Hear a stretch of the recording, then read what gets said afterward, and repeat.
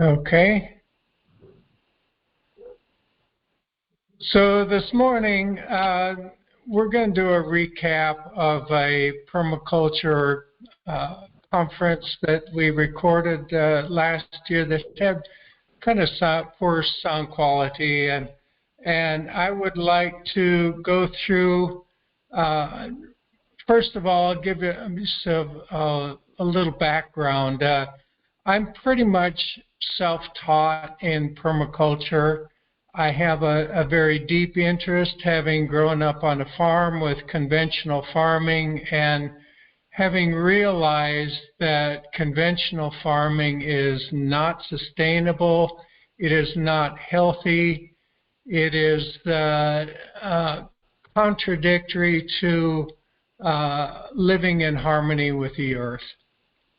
And in my subsequent years, I have learned about things like biochar, wood chip gardening.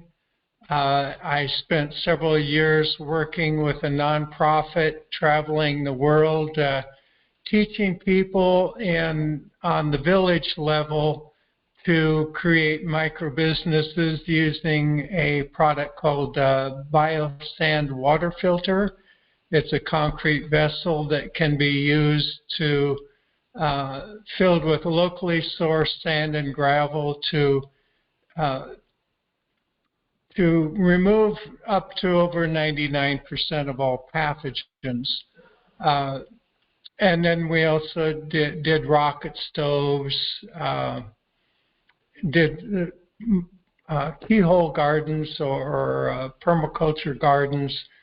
So that, and then I watch a lot of YouTube videos, and that's kind of how I've been self-taught. So in doing so, I would like to speak a few minutes about several different people that I consider movers and shakers or my idols, so to speak.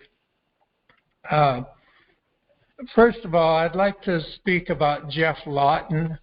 I believe I first saw a YouTube video 10 to 12 years ago on his work. He's a permaculture teacher in Tasmania, an island off the coast of southern coast of Australia.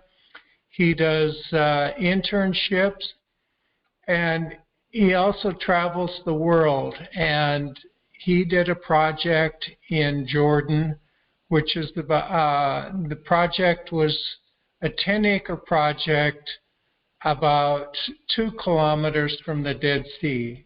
The land was very salty, is extremely hot, very dry, and he set up, through the use of heavy equipment, created drainage swales that would, on the contour, that would collect rainwater in the winter months, and it soaks into the earth.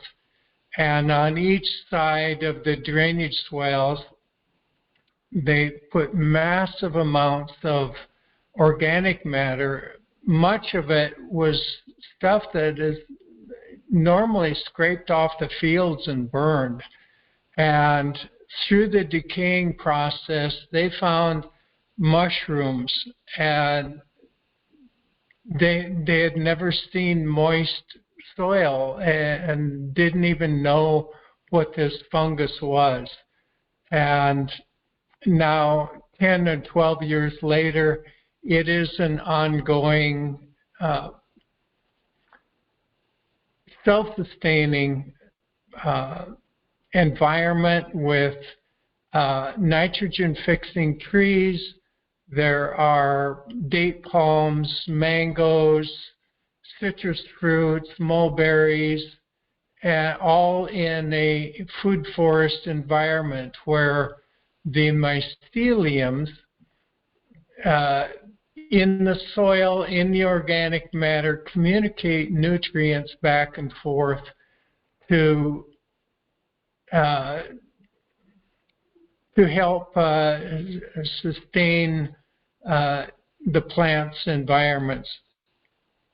And in the process, they found that the mycelium was locking up and making sure that the salts in this soil were not bioavailable. The researchers say, well, you must have flooded the earth so much or irrigated so much that you washed the salts deeper into the soil, but that was not the case. This is quite an astounding development that shows that even in the harshest environments, you can create something that is sustainable and regenerate the soil. The next guy I'd like to talk about is he's a documentarian. He has lived in China for many, many years. The guy's name is John D. Liu, and he produced a documentary of the Los Plateau in China. Very steep valleys, loose soils, and it would create massive flooding with mudslides, and in worse environments, even creating and burying entire villages. And what the Chinese government did there is, by hand, hundreds, probably even thousands of people manually terraced these steep, steep slopes. And over the course of several years, when it rains, you don't get the runoff. The organic matter allows that water to soak into the soil, and they have created incredible green, lush areas which was completely denuded of plant life to begin with. And I've seen very similar projects with the terracing of steep slopes in Rwanda, and it's just a phenomenal thing to look at. And that's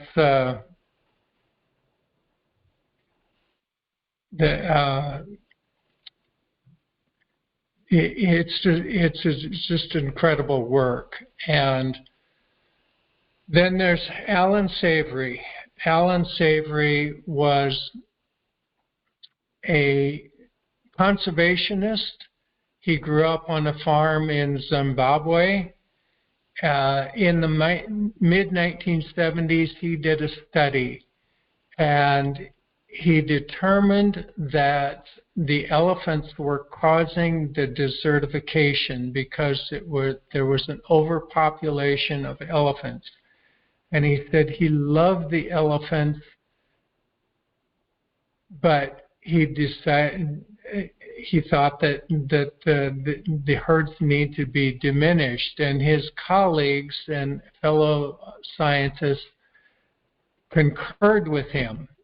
And in the mid-1970s, they went out and they killed 75,000 elephants.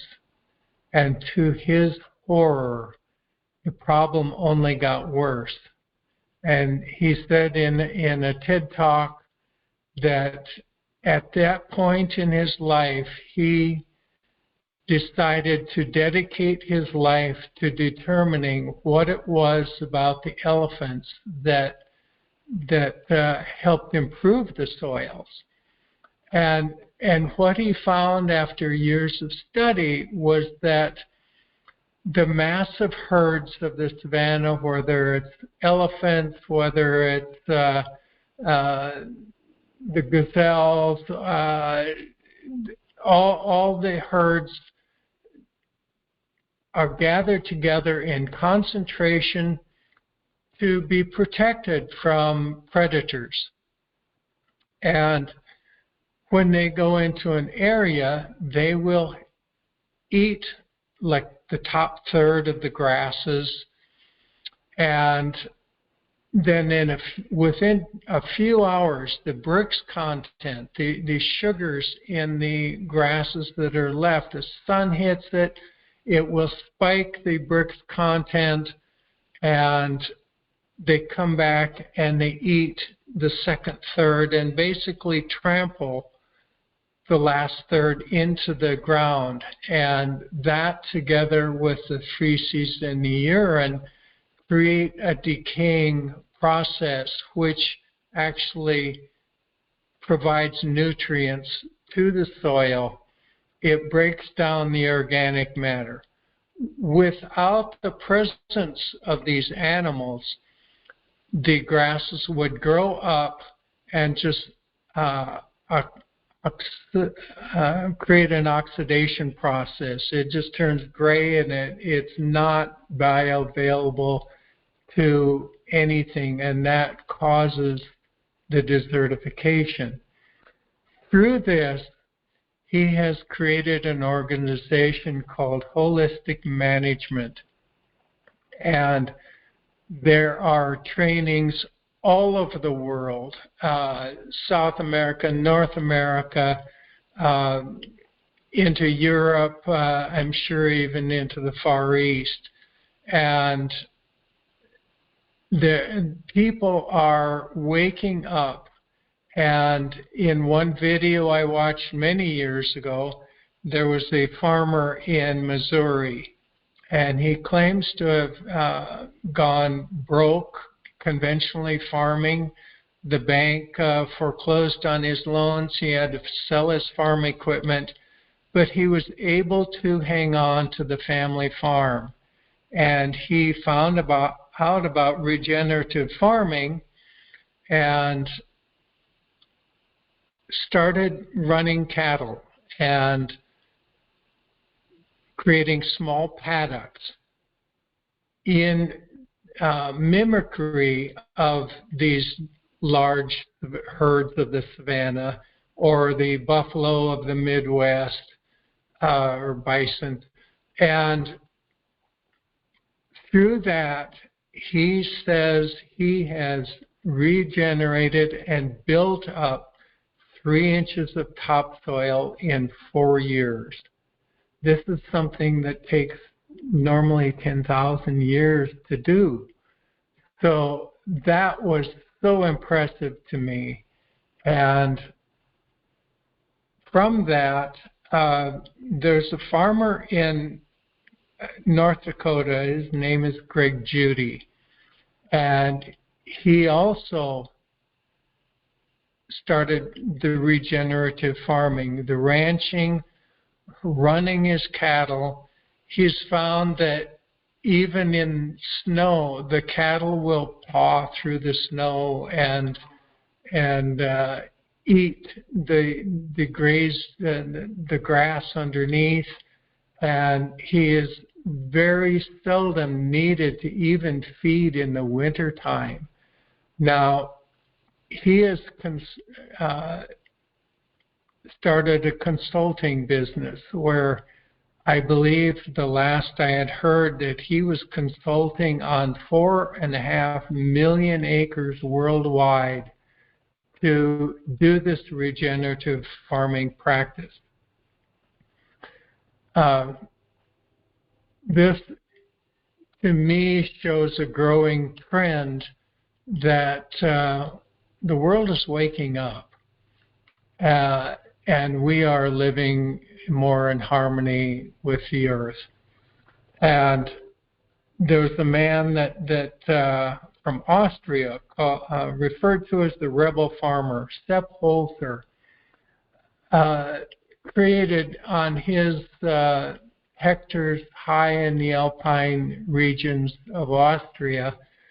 He has created hugelkultur, as it is referred to.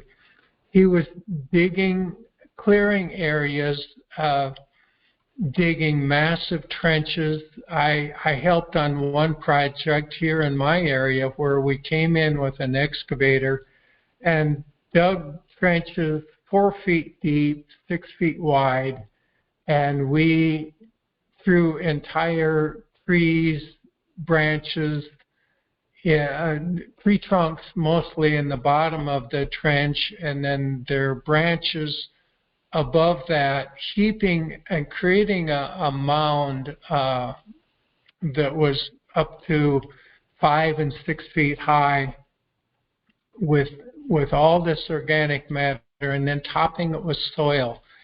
And in that were planted fruit trees and garden vegetables, and everything lived in a symbiotic exchange of nutrients, again, through a mycelium network. And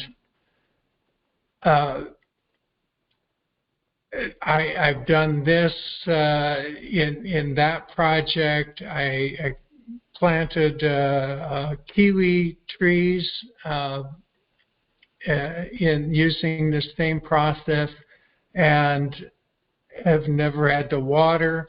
And then there's Paul Gauci.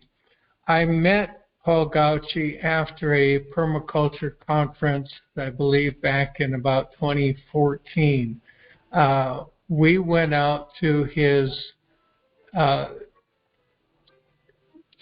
farm or his gardens, and in the 1980s, he built his house and then dug a well, and it only produced a half a gallon a minute. Well, his goal was to produce all of his own food like he had in Los Angeles as a kid growing up. And he could not do that on a half a gallon a minute from his well. And he, being a very religious man, said, he prayed. He said, God, what do I do? And he said he heard this little voice in the back of his head. And it said, go out into the forest. Well, Quim is, where he lived, is the driest portion in western Washington. It is in the rain shadow of Mount Olympus. It gets about 4 inches of rain a year. And there are nearby forests where huge Douglas fir trees. And he went out and he said, the ground beneath my feet was so moist and spongy. And he got this great idea, and he went home and he called all the tree trimming companies. And out here we have tree trimming companies that trim along the power lines in the summertime to keep branches away from the utility power poles and such. So he got, and when the tree trimming companies do that, they run it through a chipper, and he got truckload after truckload. And he said he planted his orchard in 16 inches of wood chips. And I just watched a video to refresh my memory last night, and I believe a video posted a year ago said in 43 years now he has never watered his garden once, his orchard. And I was there, and he has some of the most lush, sweet, trees hanging heavy with fruit. And he said it took him a few more years to wise up and treat his garden in the same way. And he said, now I do basically a no-till method. He's got 1 tool, and that is just a garden rake, and that is enough to pull wood chips back just a little bit to put his seed directly into the compost or into the soils. And now weeding is so simple. I've done this myself. I planted a fruit orchard for myself 2 years ago. I had 3 loads of wood chips delivered to my house from the utility trimming nearby. And that's how I planted my fruit trees. And they've grown over 2 feet in just over a year now. And I'm starting to get a little bit of fruit. I plan to add more wood chips this fall. And the mycelium network, I hardly ever water. I may water once every week or two, as opposed to my friends that water every single day. So this is very moisture conserving. It is healthy and provides the microbiome. And just like our bodies, our guts, we have to live in a synergistic balance with our gut bacteria to provide nutrients to the rest of our body.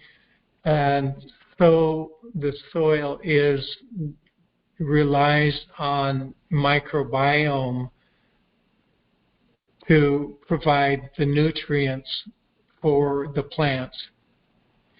And the last guy that I had really admire, and I have been able to personally meet this man. When I was a heating contractor, I was able to install a heating system on his house.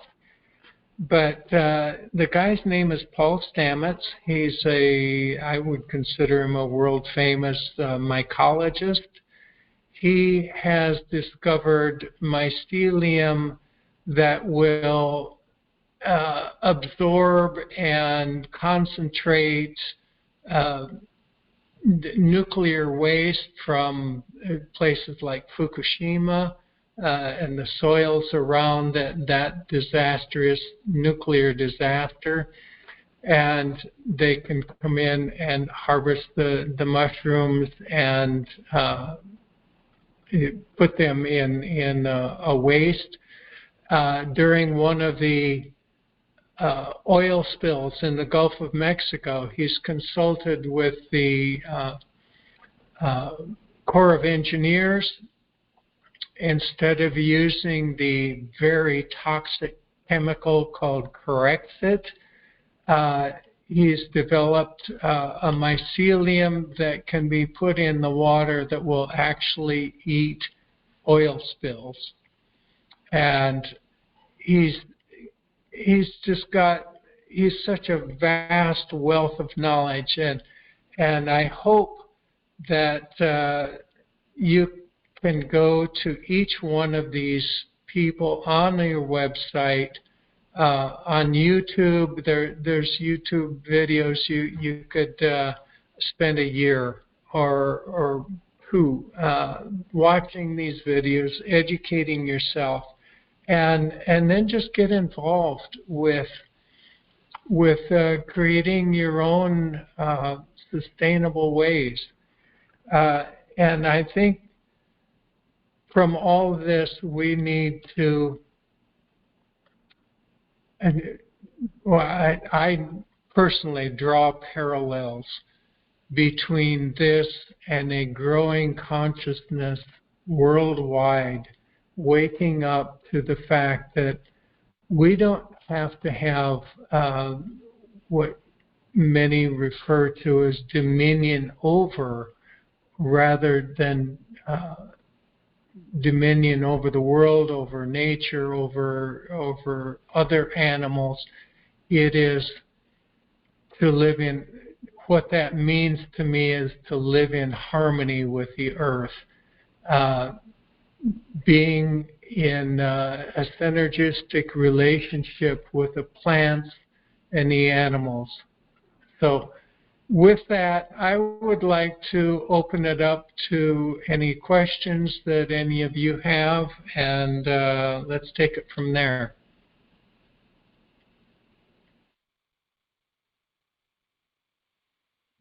Well, thank you, Wayne. Very interesting.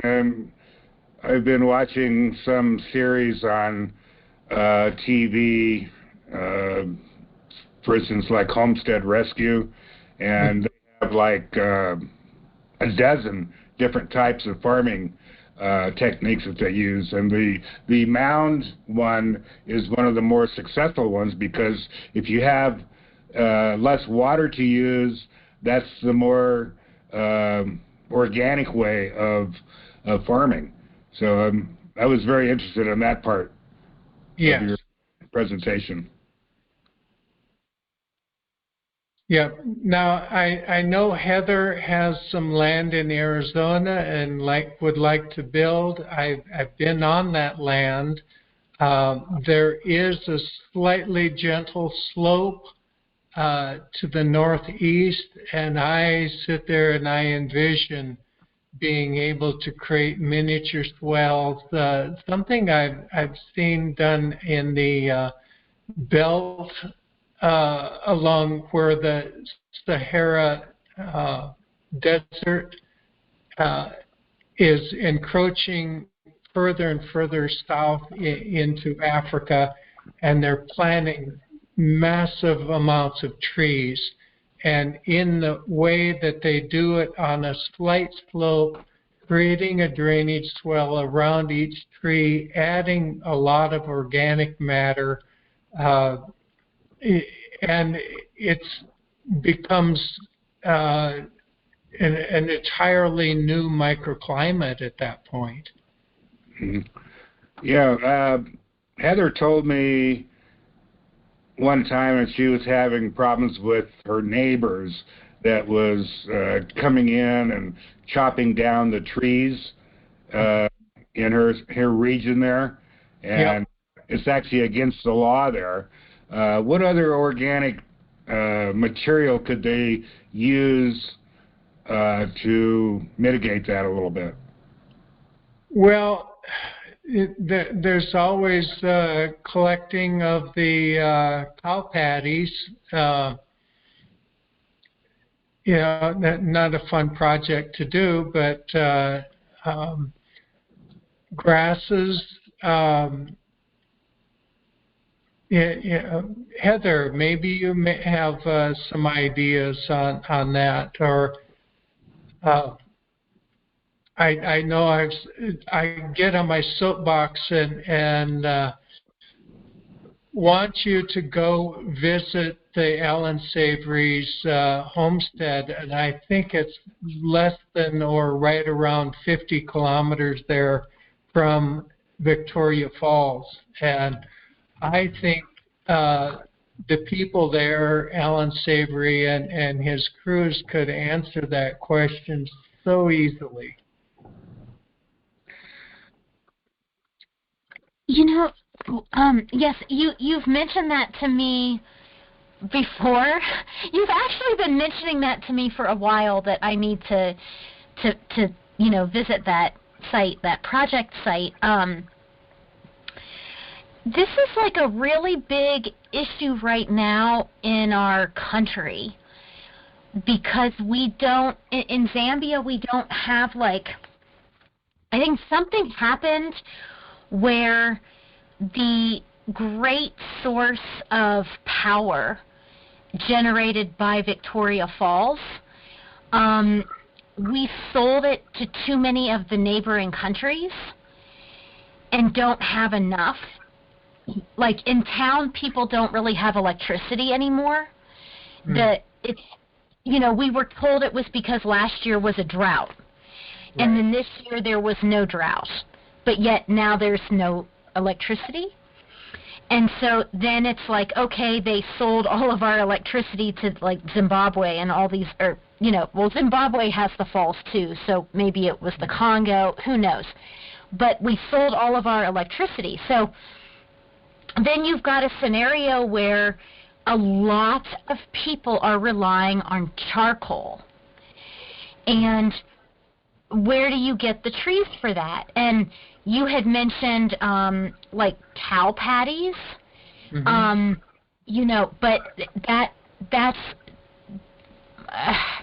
unless you have a lot of cows, which most of these people don't. Like the average farmer here would have like 4, maybe 6, 8 cows. It's just not enough to like keep your, especially in the cold season, to like keep the place warm. Plus, you know, everybody has to gather around the fire because it's just so cold, but also to cook, you know. So what I would love to do is work with the chief here, because he's really proactive about, like, he's a very progressive chief. He's really the only chief I've ever worked with in Africa that actually cared about something, you know, something like that had a cause that wasn't himself.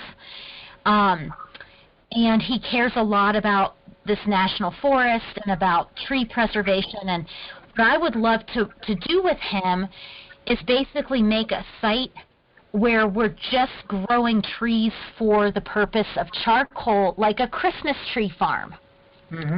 As Radiance says, like, you know, they plant trees, like, and they organize the tree growth year after year for, like, people to come get their Christmas tree. Like, they're trees that are grown just for the sake of the Christmas tree.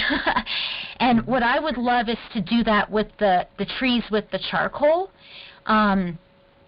Just today there were people hacking trees, and I went to go, like, tell them to stop because it was really close to our house, and I knew it was a bunch of children because they ran away and dropped their, like, chitenge, like the African cloth that they, like, do, you know, they carry the babies. And I was like, oh, this is a young person, because an older woman never would have dropped her cloth. So I took it because I knew they'd have to come face me to come and get it, if that makes sense. And yeah, within an hour, like, a group of these people were at my door, and I was like, is there something that you need? And they were like, do you have our cloth? And I was like, oh, I got your cloth, but, you know, you need to, like, the chief will be back up here, and so will the government. Like, there is a better solution. You need to stop hacking the trees. We have to figure this out, because all of us are using charcoal, but cutting a national forest apart, you know, is not a sustainable solution. Like all of these issues, there's not something straightforward, and you have to just sort of chew on all of these different ideas, and, you know, really use a lot of your frontal brain and your back burner brain and try to sort of figure out what's best for all components. Yeah, there's not always easy answers to these dilemmas. Right, and especially where we sold all of the electricity in the country, now there is no light and everybody needs charcoal. Like, even in the urban areas, everybody's using the charcoal. So there's a shortage of charcoal in the country because everybody's using it because there's no light. Yeah. And people don't use solar the way that they should because we have tons of sunlight. I mean, right now it's really cold and dark and cloudy, but usually we have good sun. So we should all really be using solar. You know, that's very sustainable. Yeah.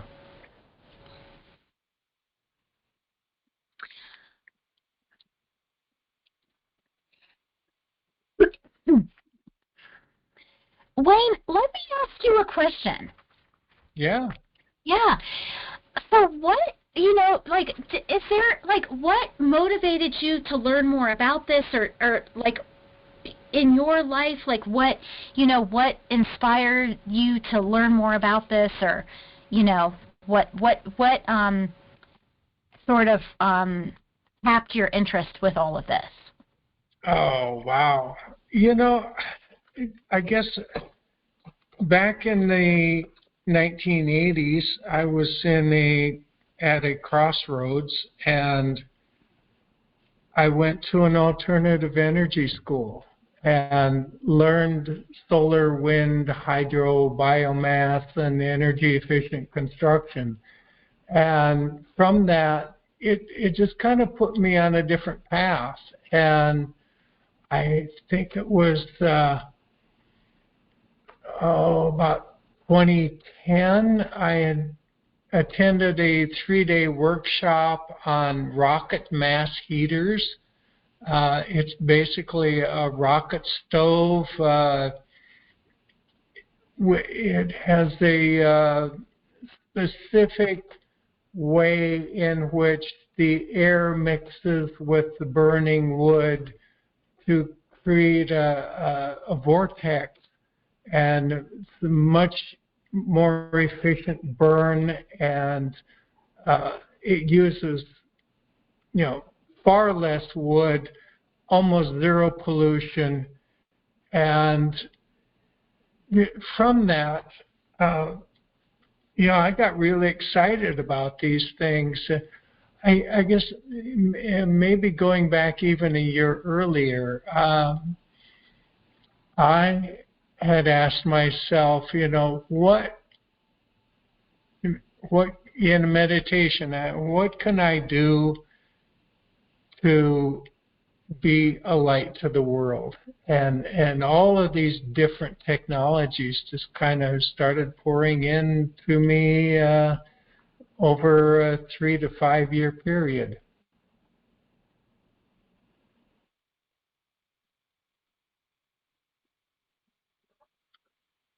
Isn't that amazing that your meditation led you to that space, and how, like, connecting with your inner being and, all of these magical medicinal things that meditation do for us, how it connects you to, like, the higher planes of the universe, but it also connects you so much more deeply to the earth, Absolutely. and the energy of the earth, and thinking in different ways about, like, all of these different things. It really is amazing.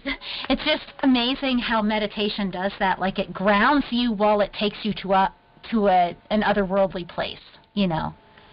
Yeah, and that's why I get so excited about the house I'm building. It is so incredibly alternative and away from conventional building. I'm building the house out of a block that is 85% recycled wooden pallets that are ground to and sifted to a very specific particle size. They're dipped in a mineral so they can't decay, bugs can't get in them, and it's put in a concrete slurry to bind them in together into this. It's like a giant cinder block that is 2 feet long and 1 foot thick, and there's slots for the rigid insulation. But it's 85% wood, 15% cement, and then I'm mitering the edges, and I'm creating a 27 faceted circular building. So, it's not rectangle. There's no squares. I like to think that Tesla said, there's something very sacred about the numbers 3, 6s, and 9s, and this is 3 times 3 times 3 equals 27 facets. There's also since it is cylindrical, 2-story, there's the sacred masculine. Inside my interior main wall of the living room, forms a Vesica Pisces, which is in the realm of the sacred feminine.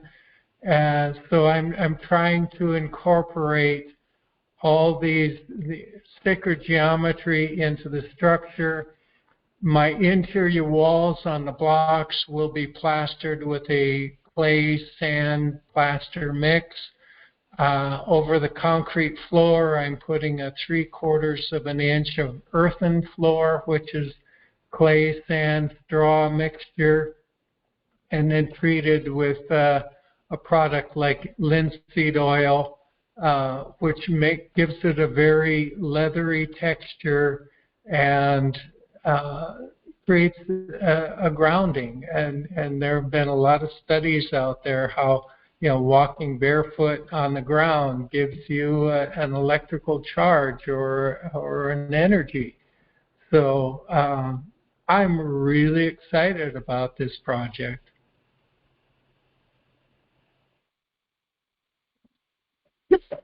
Wayne, I'm really excited too, because it's not just your house you're building. It's so much more.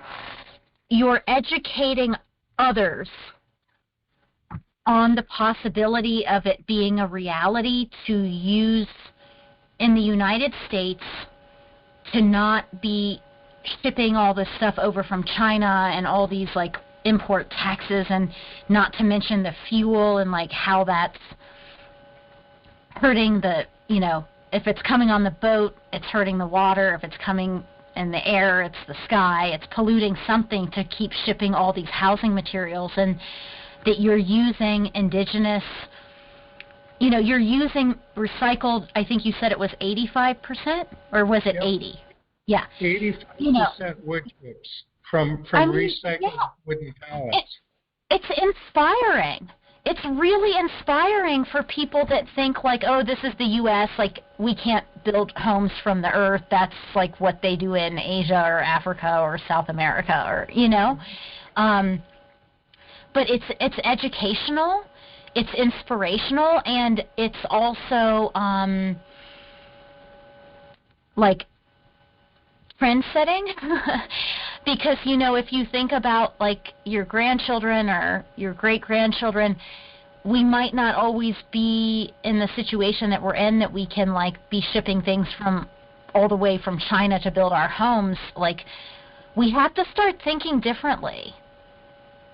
Yeah, and in this process, we live in an area that they keep saying, that the big earthquake is going to come and it's going to be a 9 point something. This house is, since it's round, since it is a relatively small footprint, being just, I think it's less than 850 square feet, and then 2-story, or the loft makes it 1,200 square feet. It's 2-bedroom, 2-bath, and it should be, since the hollow cores are filled with rebar and concrete, it's going to hold up very well in an earthquake. It will, when the hurricanes have gone through, Hurricane Sandy through Mississippi, Louisiana, years ago, the many hurricanes in Florida, I looked at what was still standing, and insulated concrete forms were still standing, round structures were still standing, and I have both integrated into this. So it's my personal belief that this house is something that could be there 500 years from now. And if you do that and you look at the life cycle carbon footprint and the life cycle cost of this house and the minimal maintenance that's involved, what I have to put in extra work up front as opposed to building a rectangular stick frame house, it's well worth the effort.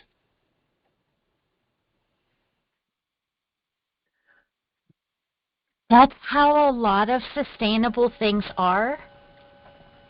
They take more effort, and they take more research, and they take more criticism, and and they don't, a lot of times the mainstream doesn't even understand, and then over time the payoff is very substantial, and it's like I don't know, it's like a real blessing sort of feeling from the universe of like, I know that I did whatever I'm doing with the pure intention of, making a structure. Like, I always look at waste. Mm-hmm. And I always look at that component as like waste is part of greed and waste is part of like depression. Like if people waste things all the time, it like over time it makes them depressed, and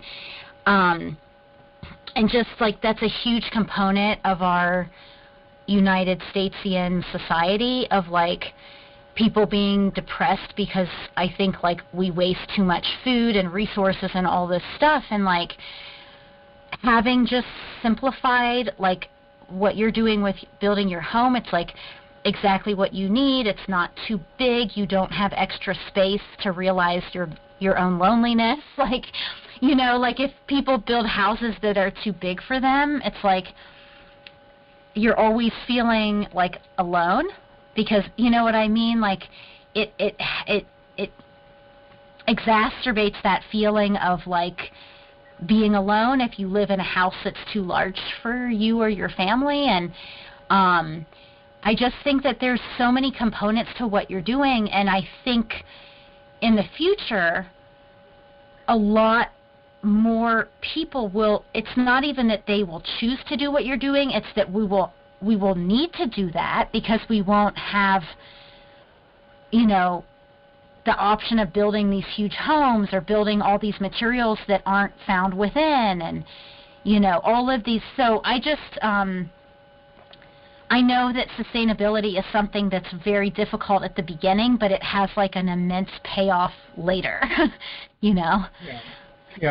Well, having been a heating contractor, I've worked on many homes that are over 10,000 square feet, all the way up to a couple of homes that were 25,000 square feet.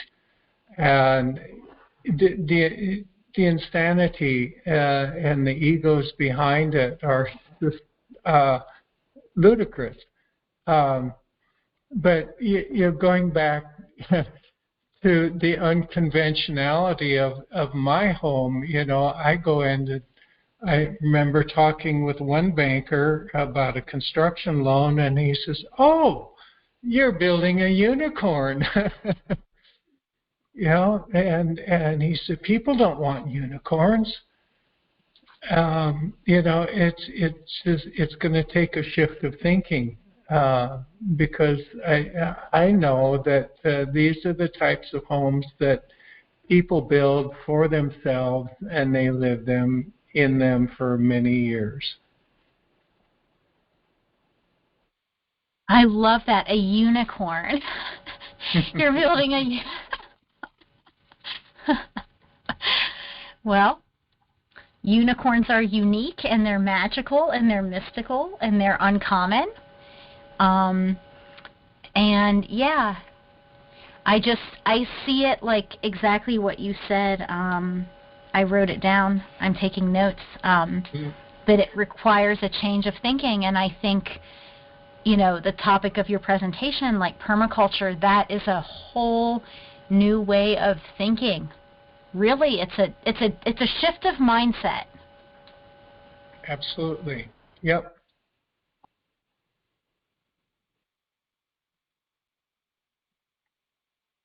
So, Heather, can you tell me what you might be able to come up with, any new ideas with Wayne's presentation that you can implement with your villages and neighbors?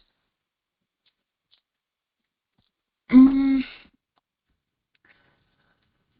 know, I think right now the real immediate issue is this whole like charcoal tree, like all of this that we've been discussing, because it's such a huge issue, like how like people cooking, the heating scenario, people in town, like I was saying, like don't have light but they need to still cook. So I feel like it's this odd thing here in like the field, you know, that it's not so much a matter of like the kinds of projects I want to do. It's like what I'm faced with. It's like Africa to me is like the land of, it's like survivalism and teaching one to be a survivalist. So like the parts of the parts of the project that I would like to do, or like different projects I have, might not be anything that anybody needs right now. And so I'm trying to just deal with like what, like just today on a transport, it took me 4 transports to get home today. I sat next to this headman and he was asking me about my project, and he was like, oh my gosh, like we need this project in this whole chiefdom, like we don't have enough water, blah, blah, blah, blah, blah, blah. And I'm sitting here thinking like, no matter what I do here, I will never be able to get out of these water wells.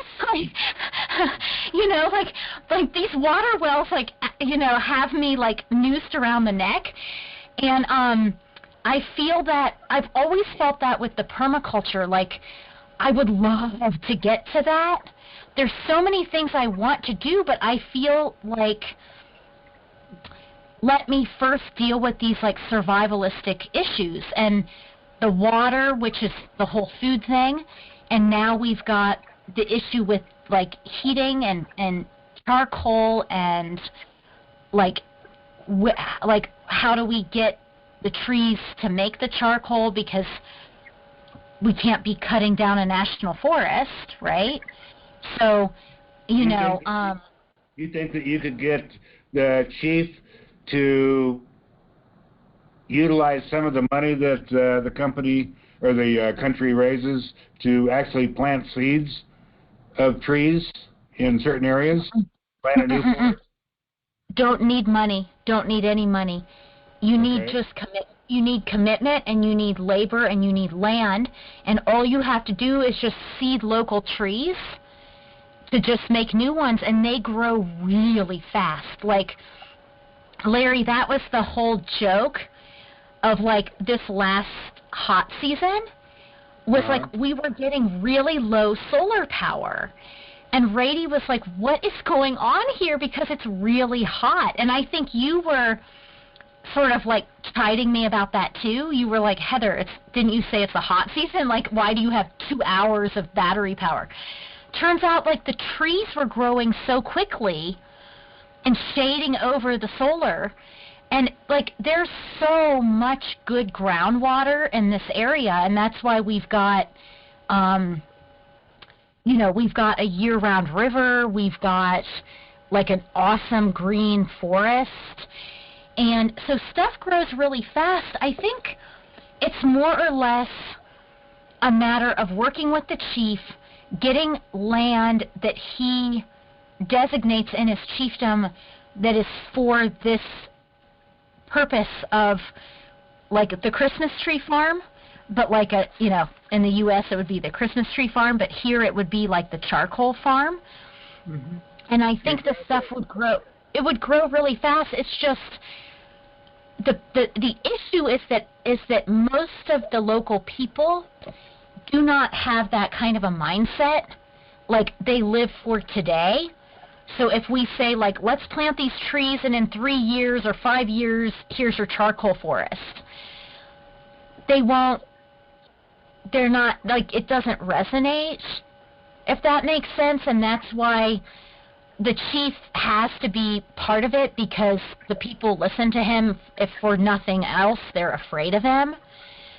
But there's a lot to it. Like, there's a lot to, again, sustainably rectifying, like, cultural, and a lot of it's cultural, but like thinking the patterns of thinking that are harming people.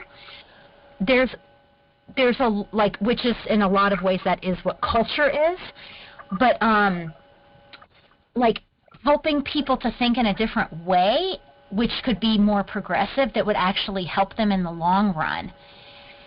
That's the sustainability piece, and that's what Wayne was talking about before. Like, the sustainability stuff is hard at the beginning, but once it gets flowing, it's really worth it in the long term. And it's just yeah. Heather, I want to interject. Even here in Washington State, they grow trees, a very fast-growing, like a poplar tree, to harvest after, I believe it's 10 years, and they're burning these whole trees to create electricity. So I'm saying that because, this seems like a very viable project. Of course, it's going to take a few years, but I would certainly encourage that. And the other thing I would like to interject is solar cooking. Solar cookers a viable option, or are there too many cloudy days there? Well, yeah, I think there's, we have like, and you can tell that, like, I hang out with truckers all the time because these people take me up and down, and I've been moving all around lately, and these truckers are like coming back from South Africa, Botswana, and they're like, oh my gosh, it's freezing. And the only time I went to Namibia, I went in July, and it was like crazy cold. And so this whole season is really devoid of sunlight, and then a lot of the rainy season is as well. And then the other issue is, like, local people would never be able to afford something like that. Like, Rady and I could do it, but, like, I'm looking at, like, the local people, not so much myself with all these issues, though it's been very difficult for us personally to get charcoal. And I think Rady and I have both been really cold this cold season because we don't have enough charcoal. But I'm not really thinking about us per se. I'm thinking of them. And so, like, would that suggestion be viable for them? No, because they would never afford something like that. They would never, not never, I shouldn't use that, such a strong word, but all of these technologies, like, they can't really grasp them. It's like I want to do it their way, but I want to do it in a way that isn't hurting them permanently, that they just can't see because of their short-sightedness, in a nutshell. That's the nutshell. And through an NGO raising money for solar cookers, is that too much of an intervention? Yes. Yes, because anything that you do that they didn't come to you and ask for will never be sustained. So if I show up with the solar cookers, they'll just take them and resell them and get, 2,000 kwacha in their pocket. Yeah, understood. Every project has to be their initiative, them coming to me, various levels of begging that show their interest and their commitment. Does that make sense? Absolutely. Yep.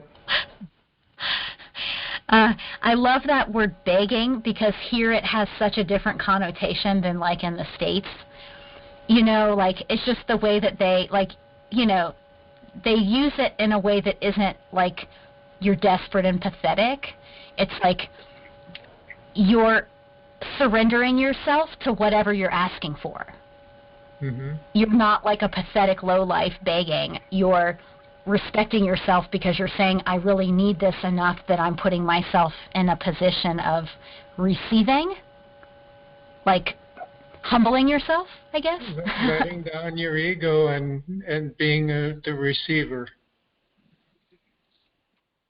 Yes, yes, which is a vulnerable position, which is very uncomfortable to many, many people, but it's just sort of the way of life here. Like, I need help. Can you help me? If you can't, that's okay. I'm respecting myself to ask for the help. Well, Heather, you do so much for all of the villages around you, and especially with the water, of course. It seems to me like maybe you ought to, next time you go talking to the chief, that maybe do a little begging on his part and say, I can't do everything, but if you could put a program together to plant trees around for the charcoal, that would be wonderful for all of the villages. You'll be doing them a favor. Yes, the chief, Radiance called him 2 days ago because she was at home and I was in town for one of my issues with the project, and so she called the chief because he's supposed to come to our house, and he was so happy, like, because her Tonga is so much better than mine, and he's going to come here anyway, so I'm going to talk to him about this whole project. And I wanted to say, regarding the water wells, I've got such a good issue, or such a good idea, and I don't know if I can pull it off. What I would love is to somehow get water to be part of the, like, providing water to all of these villages.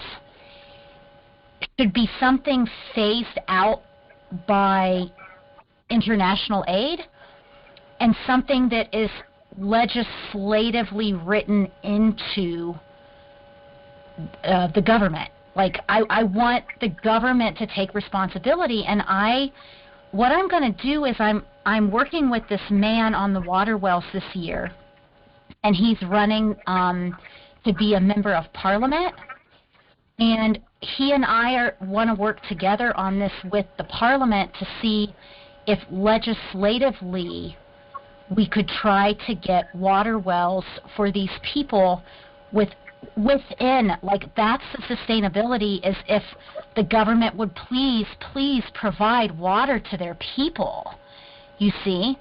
And I think that might be a project for, you know, the next decade of my life, but to get it not just at the grassroots level, but also at the legislative level of, like, getting these people water. Because that's really what it comes down to. Like, it's the key to their health, it's the key to their everything, you know? Good luck with that. That would be a wonderful thing to get accomplished. Well, this guy is amazing. This guy that's running for MP, he's a very respected magistrate. He's worked in the prisons. He's just a very, very close friend of mine, and we've been stewing up this idea together for a while, because he was saying, like, I want to run for MP. And I was like, well, I'm not going to let you be another corrupt politician. So how are we going to do this? Like, why don't you promise all of these people water wells, and then my project will provide them? And he was like, are you serious? And I'm like, oh, yep, I'm totally serious. But what I'm going to ask from you in exchange is a meeting with your parliament. Because I'm going to show up wearing, you know, their traditional dress. And I'm going to use Tonga. and I'm gonna try to get. I want this. I want it done legislatively, because as much as I can do, as much as I can, it's still not sustainable. Like, I'll die, and I'm not going to make Rady do this horrible job that I do. So who's going to do it? It's not sustainable. So, this is just, one of my many ideas. But I really, it's very important to me that all of these people have water. It's very important to me.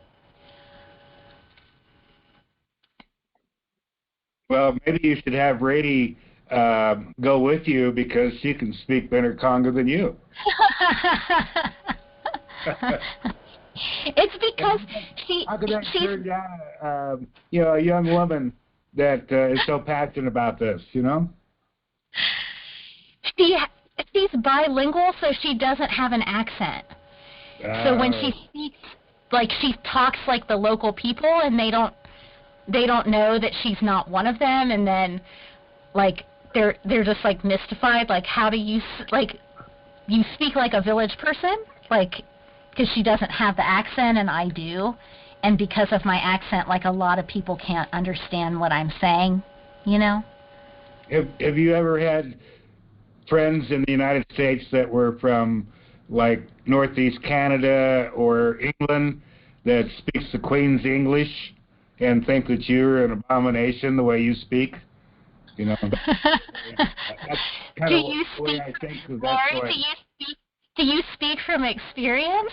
I have friends that are, from England, and good grief, they think that we are abomination of the English language. It's horrible. I am so happy lately to be from the U.S.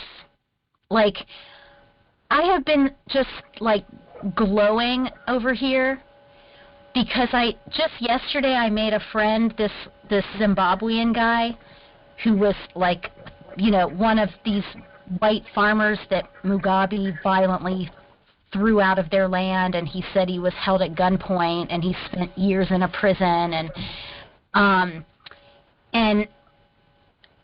I forget what he was asking me, but I was telling him American slang, and I was telling him just how, yeah, I don't know how to even put it into words, but I love our culture, for better or for worse, and how bad our English really is compared to the old, the proper British English. And yeah, I'm proud of I love our country. I'm happy that I'm from it. Exactly.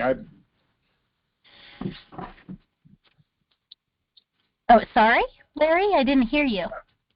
That's because I stopped. Anyway, I think can we continue this conversation? But I think it's time to end the recording. We can.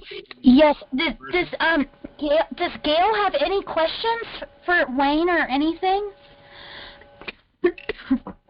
No, but I found it all fascinating. What is, Wayne, what led him to today, from the 80s to today, and how he's actually making a home out of all these ideas that he had from all these years. So I appreciate you, Wayne. Thank you for talking today. Thank you. Mm-hmm. That's